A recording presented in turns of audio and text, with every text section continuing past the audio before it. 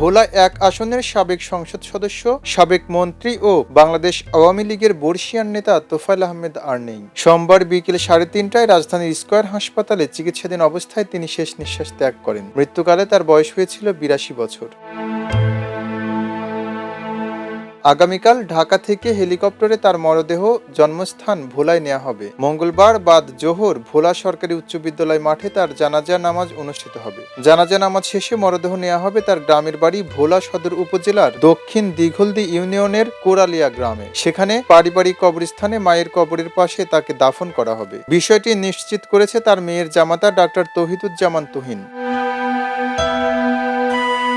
তোফায়েল আহমেদের মৃত্যুতে ভোলা জুড়ে শোকের ছায়া নেমে এসেছে। তার গ্রামের বাড়ি কোরালিয়া সহ জেলার বিভিন্ন এলাকায় সাধারণ মানুষ, রাজনৈতিক নেতাকর্মী ও শুভানুধ্যায়ীদের মাঝে গভীর শোকের আবহ বিরাজ করছে। ৬৯-এর গণঅভ্যুত্থানের মহানায়ক জাতীয় রাজনীতিবিদ আলহাজ তোফায়েল আহমেদ আমার মামা হয়। তিনি আজকে বেলা 3:30টার দিকে দীর্ঘদিন অসুস্থজনিত কারণে স্কয়ার হাসপাতালে চিকিৎসাধীন ছিলেন। আজকে তিনি মৃত্যুবরণ করেন। তার বর্ণাঢ্যময় রাজনৈতিক জীবন এবং তার এই মৃত্যুতে একটি অধ্যায়ের পরিসমাপ্তি ঘটল। যিনি এই দেশের স্বাধীনতার যুদ্ধে বঙ্গবন্ধুর পাশে থেকে সমান তালে নেতৃত্ব দিয়েছেন। বঙ্গবন্ধু, বাংলাদেশ এবং তোফায়েল আহমেদ একটি অবিচ্ছেদ্য শব্দ। তিনি এই ভোলা থেকে 9 বার এমপি নির্বাচিত হয়েছেন। তিনি বিভিন্ন সময় মন্ত্রী ছিলেন।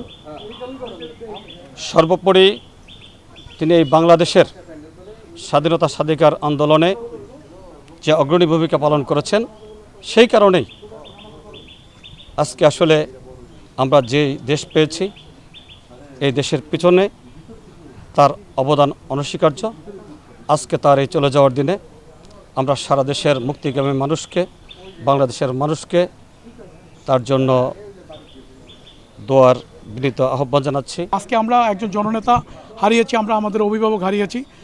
এই শূন্যতা, তোফায়েল ভাইয়ের শূন্যতা শুধু ভোলা নয়, বাংলাদেশের রাজনীতিতে একজন মহাতারকার চেয়ে আজকে চলে গেলেন। এই শূন্যতা কখনই পূর্ণ হবে না। দীর্ঘ রাজনৈতিক জীবনে তোফায়েল আহমেদ ছাত্রনেতা, মুক্তিযুদ্ধের সংগঠক, সংসদ সদস্য ও মন্ত্রী হিসেবে গুরুত্বপূর্ণ ভূমিকা পালন করেন। তিনি একাধিকবার সংসদ সদস্য নির্বাচিত হন এবং বাণিজ্য মন্ত্রী সহ বিভিন্ন মন্ত্রণালয়ের দায়িত্ব পালন করেন। দেশের রাজনৈতিক অঙ্গনে তিনি একজন প্রভাবশালী ও বর্ষিয়ান নেতা হিসেবে পরিচিত ছিলেন।